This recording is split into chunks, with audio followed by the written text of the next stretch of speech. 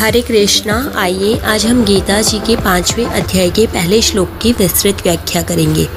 अर्जुन उवाच संन्यासं कर्मणां कृष्ण पुनर्योगं च शंससि यच्छ्रेय एतयोरेकं तन्मे ब्रूहि सुनिश्चितम्। अर्थात अर्जुन बोले, हे कृष्ण, आप कर्मों का स्वरूप से त्याग करने की और फिर कर्मयोग की प्रशंसा करते हैं, अतः इन दोनों साधनों में जो एक निश्चित रूप से कल्याणकारक हो उसको मेरे लिए कहिए। व्याख्या है संन्यासं कर्मणां कृष्ण। कौटुंबिक स्नेह के कारण अर्जुन के मन में युद्ध न करने का भाव पैदा हो गया था। इसके समर्थन में अर्जुन ने पहले अध्याय में कई तर्क और युक्तियां भी सामने रखी। उन्होंने युद्ध करने को पाप बताया। वे युद्ध न करके भिक्षा के अन्न से जीवन निर्वाह करने को श्रेष्ठ समझने लगे और उन्होंने निश्चय करके भगवान से स्पष्ट कह भी दिया कि मैं किसी भी स्थिति में युद्ध नहीं करूंगा। प्रायः वक्ता के शब्दों का अर्थ श्रोता अपने विचार के अनुसार लगाया करते हैं। स्वजनों को देखकर अर्जुन के हृदय में जो मोह पैदा हुआ उसके अनुसार उन्हें युद्ध रूप कर्म के त्याग की बात उचित प्रतीत होने लगी। अतः भगवान के शब्दों को वे अपने विचार के अनुसार समझ रहे हैं कि भगवान कर्मों का स्वरूप से त्याग करके प्रचलित प्रणाली के अनुसार तत्व ज्ञान प्राप्त करने की ही प्रशंसा कर रहे हैं।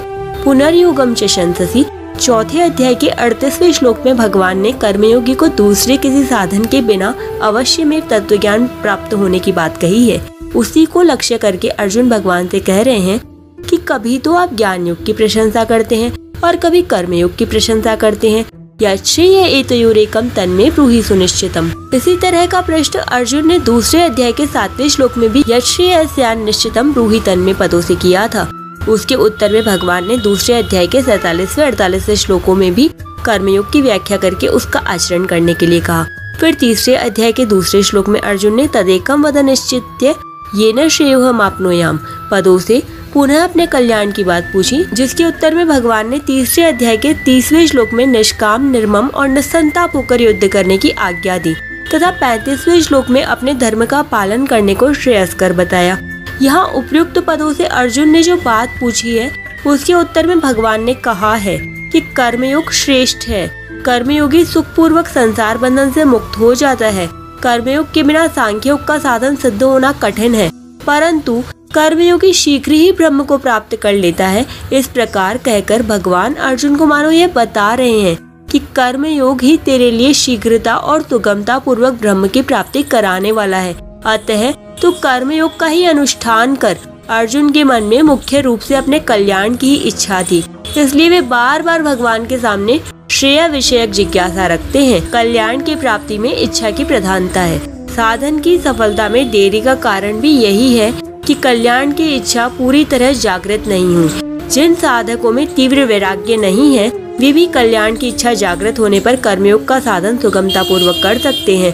अर्जुन के हृदय में भोगों से पूरा वैराग्य नहीं है, पर उनमें अपने कल्याण की इच्छा है, इसलिए वे कर्मयोग के अधिकारी हैं।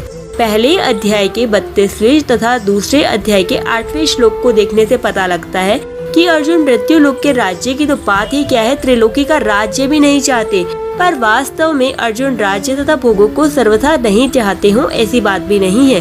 वे कहते हैं कि युद्ध में तो कुटुंबी जनों को मारकर राज्य का विजय नहीं चाहता। इसका तात्पर्य है कि यदि कुटुंबी जनों को मारे बिना राज्य मिल जाए तो मैं उसे लेने को तैयार हूँ। दूसरे अध्याय के 5वें श्लोक में अर्जुन यही कहते हैं कि गुरुजनों को मारकर भोग भोगना ठीक नहीं है। इससे यह ध्वनि भी निकलती है कि गुरुजनों को मारे बिना राज्य मिल जाए तो वह स्वीकार है। दूसरे अध्याय के 6वें श्लोक में अर्जुन कहते हैं कि कौन जीतेगा इसका हमें पता नहीं और उन्हें मारकर हम जीना भी नहीं चाहते। इसका तात्पर्य है कि यदि हमारी विजय निश्चित हो तथा उसको मारे बिना राज्य मिलता हो तो मैं लेने को तैयार हूँ। आगे दूसरे अध्याय के 37वें श्लोक में भगवान अर्जुन से कहते हैं कि तेरे तो दोनों हाथों में लट्टू हैं। यदि युद्ध में तू मारा गया तो तुझे स्वर्ग मिलेगा और जीत गया तो राज्य मिलेगा।